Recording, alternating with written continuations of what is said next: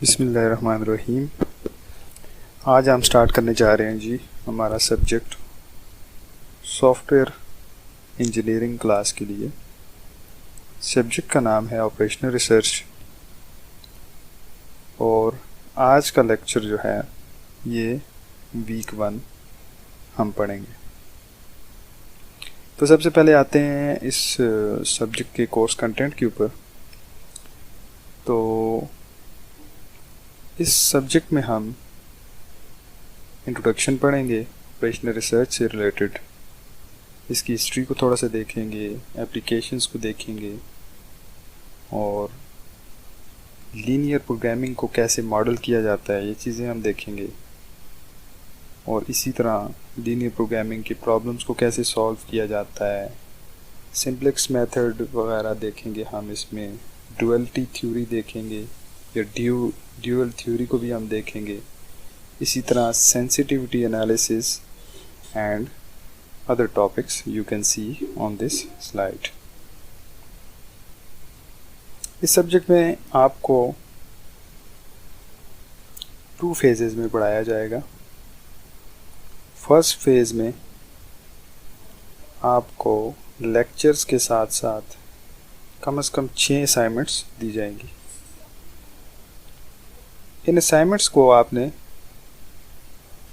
Solve करके जो आपका क्लास रिप्रेजेंटेटिव है उसको आपने सेंड करनी होगी ऑन ड्यू टाइम।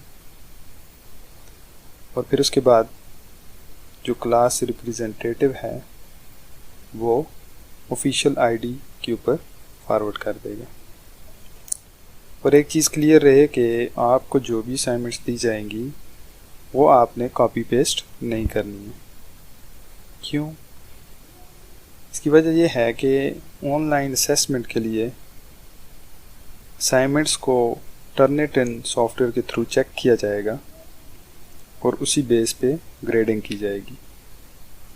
अगर किसी ने इंटरनेट से कोई कॉपी किया हुआ है मटेरियल या किसी दोस्त से कॉपी किया हुआ है तो ऑटोमेटिकली पता चल जाएगा।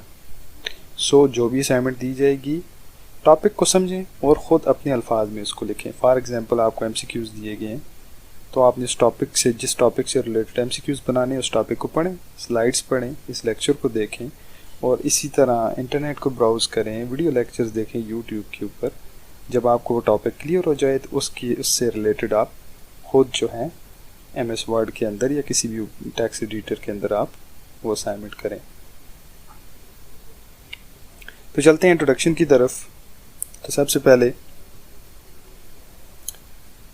ऑपरेशनल रिसर्च होता क्या है? Operational research is the scientific study of operations for the purpose of making better decisions. Simply है, डेफिनेशन से ही क्लियर है कि हम लोग इस सब्जेक्ट में कुछ ऐसी चीज़ें पढ़ने जा रहे हैं कि हम बेटर डिसीजंस ले सकें अबाउट सम प्रॉब्लम। अब ऑपरेशनल रिसर्च का जो सब्जेक्ट है इसमें हम प्रॉब्लम्स को स्टडी करेंगे किसी भी ऑर्गेनाइजेशन के अंदर, किसी भी सॉफ्टवेयर हाउस के अंदर। स्पेसिफिकली मैं इस सब्जेक्ट में आपको सॉफ्टवेयर इंजीनियरिंग के टेस्ट के साथ पढ़ाऊँगा। वैसे बेसिकली ये सब्जेक्ट अगर देखा जाए तो मैनेजमेंट साइंस वगैरह वालों को भी पढ़ाया जाता है।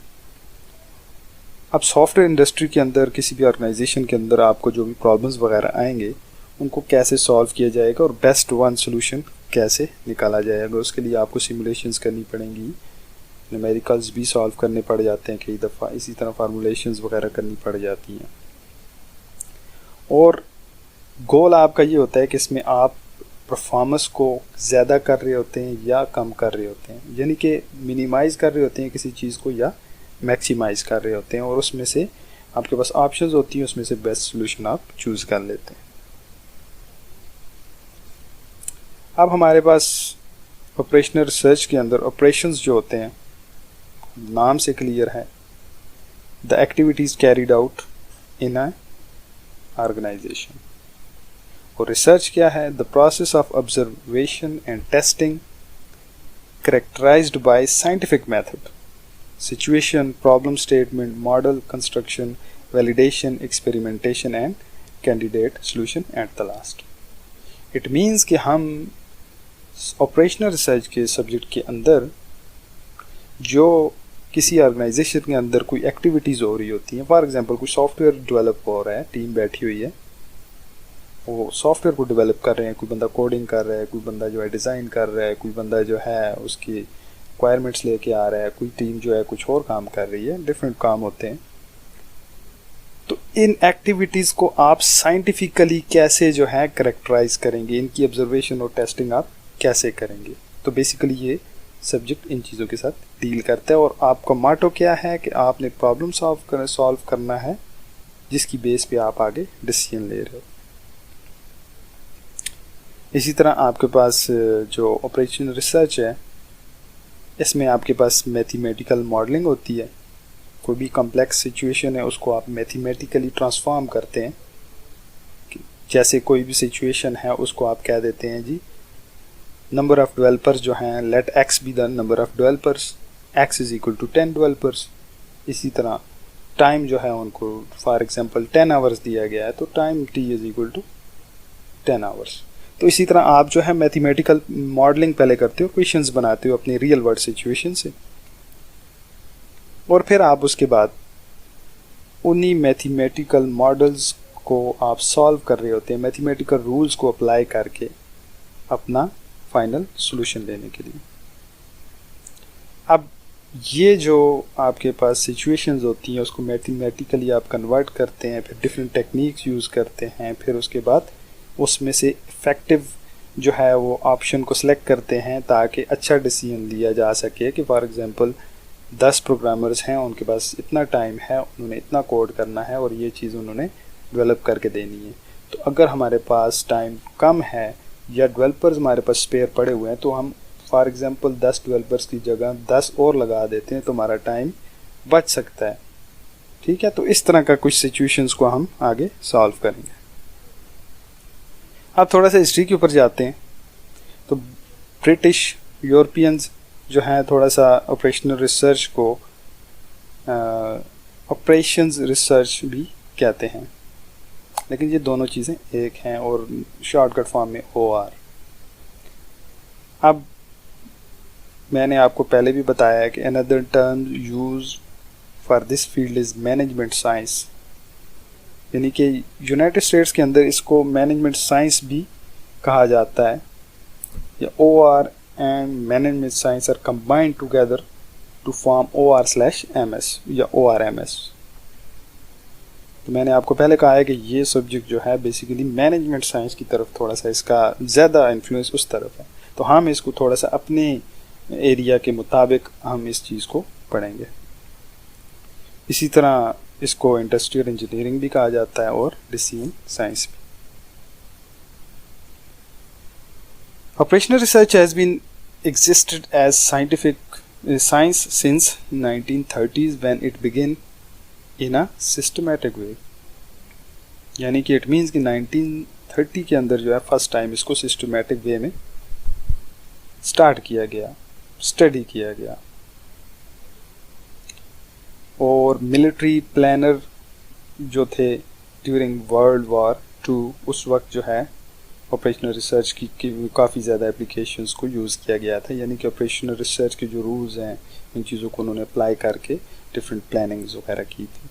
इट मीन्स कि जो हमारे पास ये फील्ड है नई नहीं है, काफ़ी पुरानी फील्ड है ये, और ये अभी काफ़ी ज़्यादा मैच्योर हो गई है। और जो ये फील्ड है इसके अंदर ज़्यादातर मैथमेटिकल प्रूफ्स, फिज़िक्स और इंजीनियरिंग की चीज़ें हैं, ठीक है, और इन चीज़ों के साथ हम प्रूव करके हम अपने प्रॉब्लम्स को सॉल्व कर रहे होते हैं और डिसीजंस ले रहे होते हैं। और ये फिर इस तरह इसकी और थोड़ी सी हिस्ट्री है कि बिज़नेस इंडस्ट्रीज़ और सोसाइटीज़ वगैरह के प्रॉब्लम वगैरह को भी सॉल्व करने के लिए यूज़ किया जाता है। मतलब काफ़ी ज़्यादा एरियाज़ के अंदर आप इस सब्जेक्ट को अप्लाई कर सकते हैं।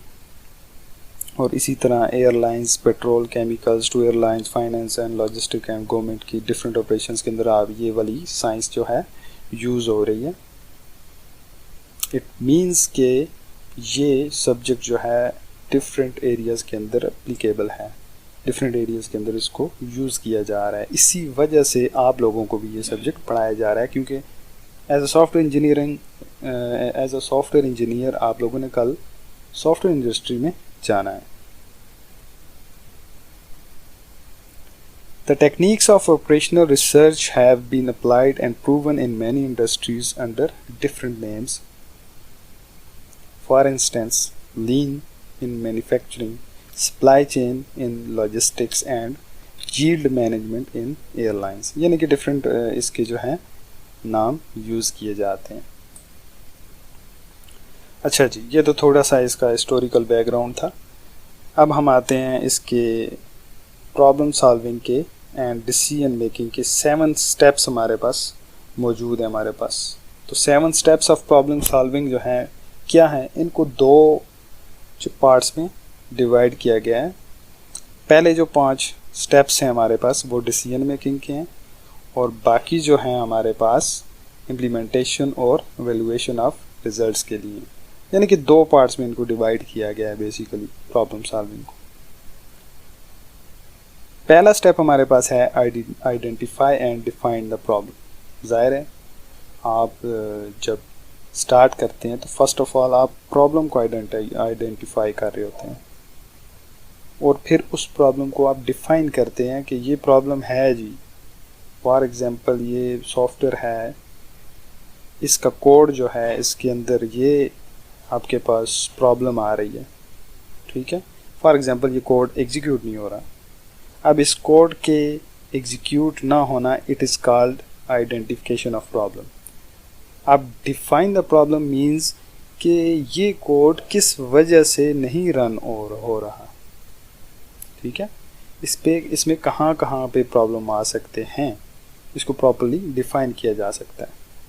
कैसे किया जा सकता है, तो इस चीज़ को स्टडी किया जाता है. फिर सेकंड स्टेप में आप इसमें देख रहे होते हैं डिफरेंट ऑप्शंस को कि कौन सी ऑप्शन मैं यूज़ करूं तो इसको मैं रन करके चेक कर सकता हूं. फॉर एग्जांपल आप वेरी ऑर्डिनरी मेथड आप एक लाइन कोड की जो है एग्जीक्यूट करके चेक कर रहे होते हैं, जहाँ पे प्रॉब्लम आते हैं आप आइडेंटिफाई कर रहे होते हैं. तो ये एक अल्टरनेटिव है हमारे पास.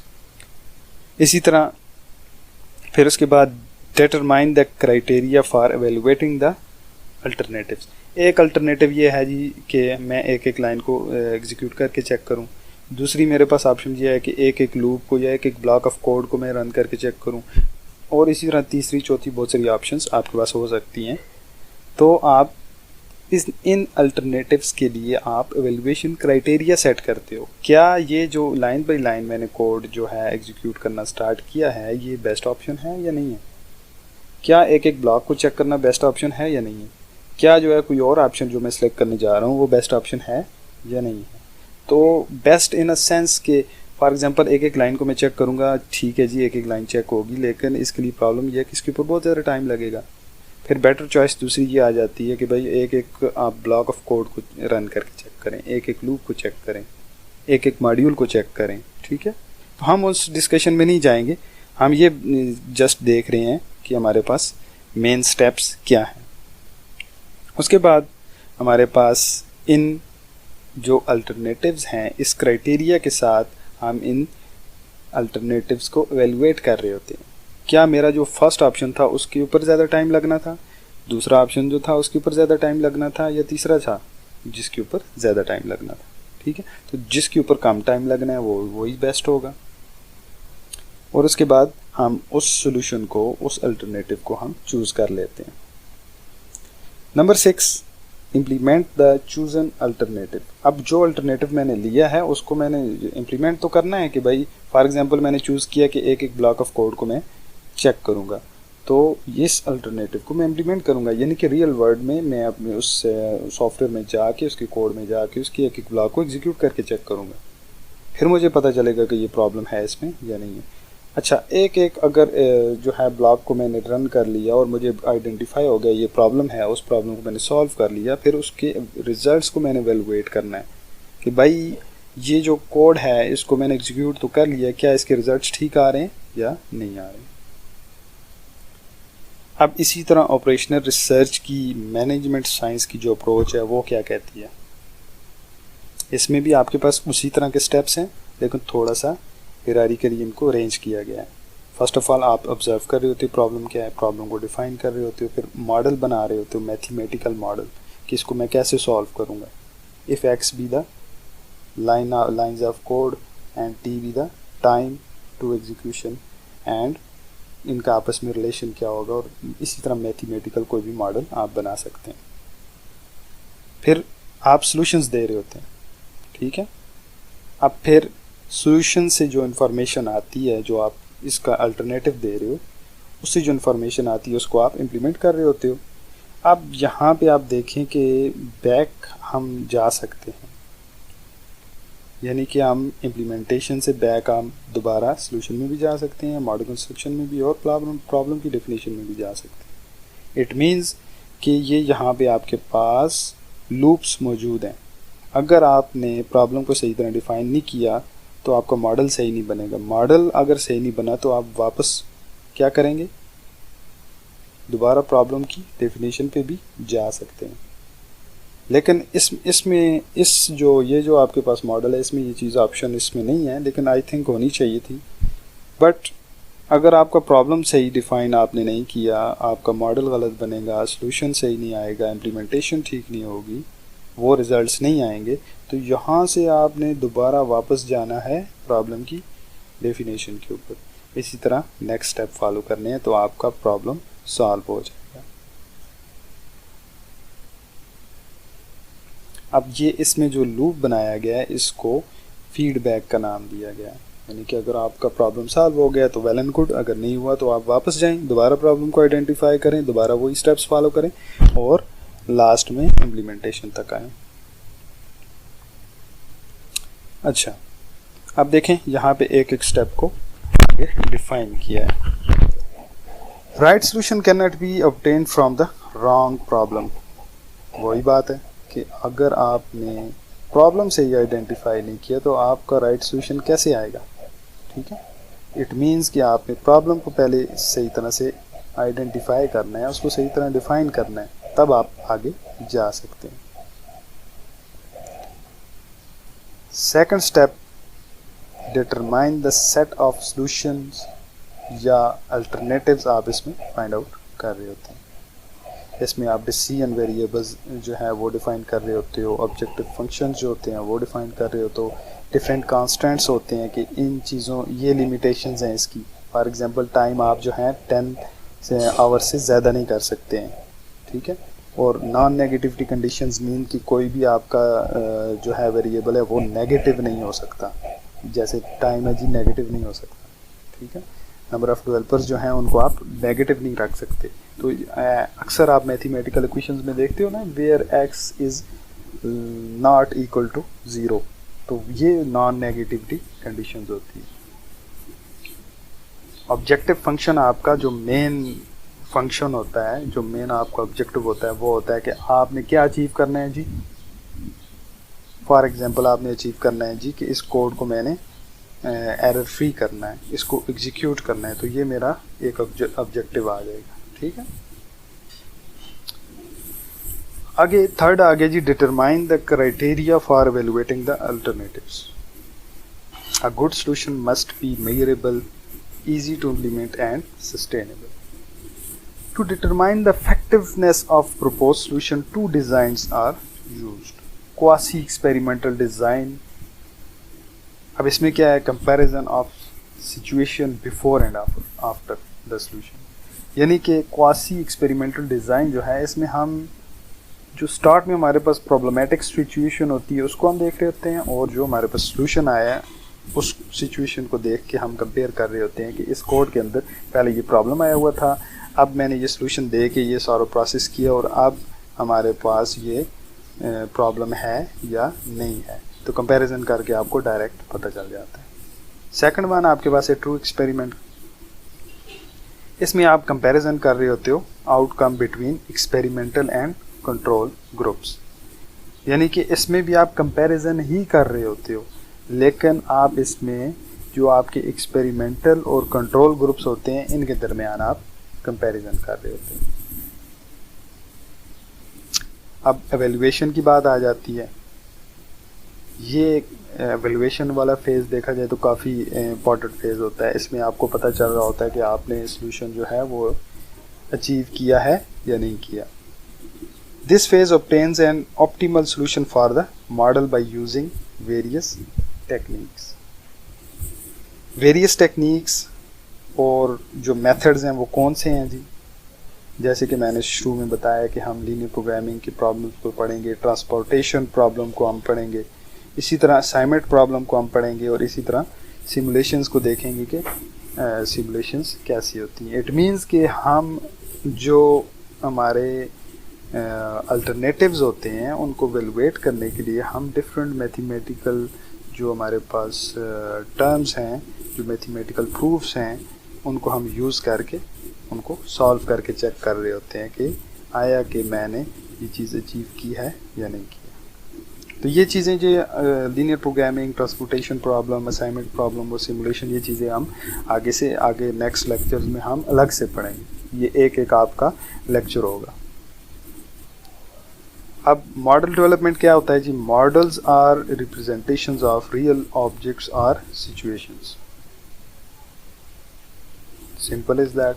आपके पास जो कोई भी मॉडल होता है आपकी रियल सिचुएशन को मॉडल करके बता रहा होता है कि भाई जैसे मैंने आपको पहले कहा, let X be the number of lines of code and let Y be the number of developers and let T be the time. ठीक है, तो इससे हम कोई मॉडल बना लेते हैं जी। For example x is equal to T multiply by Y. ठीक है, तो number of developers multiply by time is equal to number of line जितनी आप कोड की अचीव करें। ये फॉर एग्जांपल मैं आपको बता रहा हूँ। अब फॉर्म्स ऑफ मॉडल में आपके पास आइकॉनिक मॉडल्स होते हैं जो कि आपके फिजिकल रेप्लिकाज होते हैं आपकी रियल ऑब्जेक्ट्स के, और एनालॉग मॉडल्स जो होते हैं वो फिजिकल इन फॉर्म होते हैं but do not physically resemble the object being modelled. ठीक है, कई दफ़ा ऐसे होता है कि आपने रियल वर्ल्ड सिचुएशन को किसी फिजिकली आप ऑब्जेक्ट्स के थ्रू आप प्रॉब्लम को आइडेंटिफाई कर रहे होते हैं। फिर इसी तरह आपके पास मैथमेटिकल जो प्रॉब्लम्स होते हैं, आपके केस में ज़्यादातर मैथमेटिकल प्रॉब्लम्स यूज़ होंगे जो कि रियल वर्ल्ड प्रॉब्लम को सम मैथमेटिकल एक्सप्रेशन या फार्मूला की बेस पे आप उसमें डिफाइन कर रहे होते हो। ठीक है,